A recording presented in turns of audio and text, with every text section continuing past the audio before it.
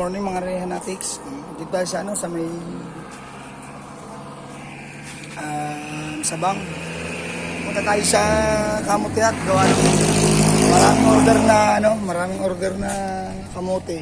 Hindi totoo yan. Bola lang yan. So, meron lang naman doon. Ipapunta lang natin kung paano.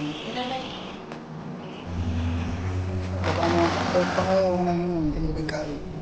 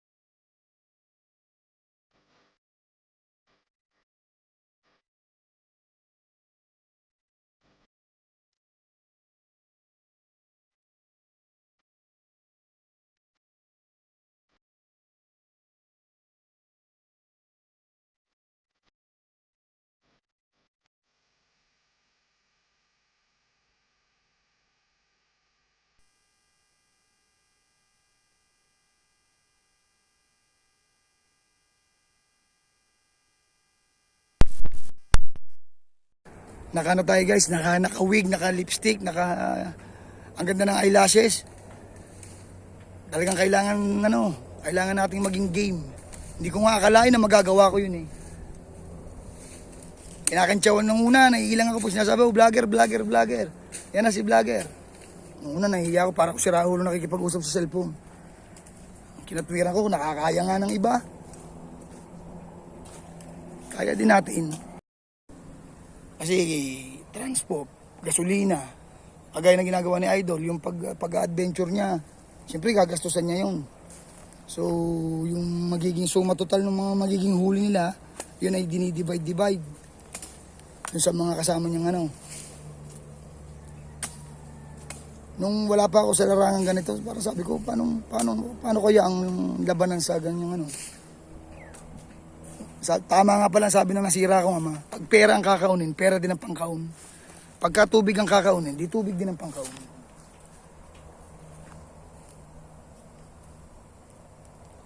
Shoutout nga po pala kina Sir Dumpling, Sir Roel Pulikit, kay Sir Tot Florentino, at saka kay Sierra Madre. Shoutout po, maraming salamat po sa pagtitiwala nyo sa mga sponsor natin. Malapit-lapit na po. Nasa sa kagabi sa nasa pang 3 na tayo. Hanggang meron pang ilang araw. 25 days yata kagabi. Pero hindi naman namin i-expect na manalo. Overwhelmed nga kami guys nung biro mo kamumonetize lang namin, ay sali kami sa challenge. Ayan yung sasabi ng iba na kay Idol Japper pagka yung nagpa-challenge hindi pa natin kaya guys. Biro mo ang labanan ng nila ngayon, revenue at saka pataasan ng views. Kailangan sa loob ng 10,000 views sa loob ng isang araw. 10,000 views guys. Sa revenue, maaaring meron pang laban-laban kasi kanya-kanya naman yung sponsor yung mga nagmamagandang loob ba, yung mga taga-suporta. Na talagang die hard, talagang baliwala, yung mga mabuting loob. Sadyang baliwala sa kanila yung tumulong. Kaya naman ang blessing naman nila guys ay umaapaw. Ika nga, share your blessing. Kasi kalimitan ng mga sponsor natin nasa ibang bansa. Okay na sa kanila yung nanonood, napapasaya sila. Kaya ang mahirap dun yung views. Yun ang mahirap. Tsatsagain mo. Pagka hindi mo na natiin yung 10,000 views, kick out ka, tanggal ka saan, tanggal ka. Hindi ko lang alam kung per day or per week yung 10,000 views. Pero rinig ko 10,000 views a day kay Idol. Bago sasali tayo doon, hindi pa natin kaya yung ganun. Pataas. Nung hindi nga kami nakikipag-collab kasi laging busy si Nakanuto. Kila Ate Step, kila Katuba, lagi silang busy. Kagaya ngayon, nasa Bohol. Ewan ko, nakauwi na sila. Hindi tayo makadayo doon para makagawa ng content. Nung nakapasyal kami doon, sandali lang mga 5,000 views, ilang araw lang. Pero ngayon, pataasan ng 800, 500, dahil nga sariling sikap namin. Bagay, wala naman nag-uumpisa na mataas agad. Ika nga ni Sir Dumpling pasasaan ba't dadating din ang oras niyo. Basta walang susuko kasi pag sumuko, wala na yun. Wala na pag-asang tumaas yun. Sumuko ka na eh. Ay, unang-una, ayaw ni Rigor. Si Rigor ho talagang ayaw tigil ito. Iko-content daw niya pati ang kanyang pagbuboxing. Bagamat talo siya nung unang laban niya ng amateur, pero napahanga ako ng anak ko. Hindi na pasuko. 3 taon na yung nakalaban niya. 3 taon nang nalaban ng amateur. Ibig sabihin, grade 7, grade 9 nakalaban niya eh. Ay siya, unang taon niya lamang itong na sumali. Ahid na ahid talaga, ang galing. Saan nakapagsabayan si Rigor? Nakapagsabayan. Ubos na nga ang hangin na nasuntok pa. Ay sadyang kahit talo, masaya ako, masaya. Kasi wala naman talagang ilang rounds para? 3 rounds ang natapos niya. Ibig sabihin ngayon alam niya. Kasi akala niya ang boxing is tama na yung suntok, yung may lakas ka. Number 1 dyan is stamina. Kaya sabi niya sa susunod, Papa, pagka yung ano, oo, hindi jogging-jogging, kailangan talaga sprint. Sabi ko, yun, sinasabi ko. Kasi ikaw ang makakalam niyan dahil ikaw ang lalaban eh. Pagka hilaw ang luto, hindi masarap. Kaya kagaya niya na. Buti pero lalakas, nagbinitaw niya ng mga mga unang round. Talagang buhos dahil alam niya magaling eh. Akala niya makukuha niya. Mailag. Isa ko 2 uppercut lang at saka isang body shot ang tumama. Pero magaling, nag-backpedal. Inubos ang lakas ni Rigor, pinahabol siya. Ay wala, kulang sa hangin. Ngayon alam niya na sa susunod. Hindi sapat yung 1 buwan lamang na paghahanda para sa laban. Pero inuhugot pa rin siya, naka-reserve siya sa division. Ako nang umayaw, sabi ko wag anak. Sa district nga, nahirapan ka na, yung division pa ba? Oo, sa timbang, oo, pasok tayo pareha sa timbang. Ay yung skills mo. Pero yung pagdating sa puso, hindi marunong. Doon ako humanga doon.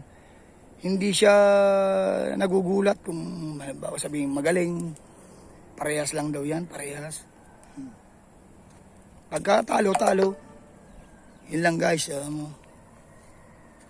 Maya uli.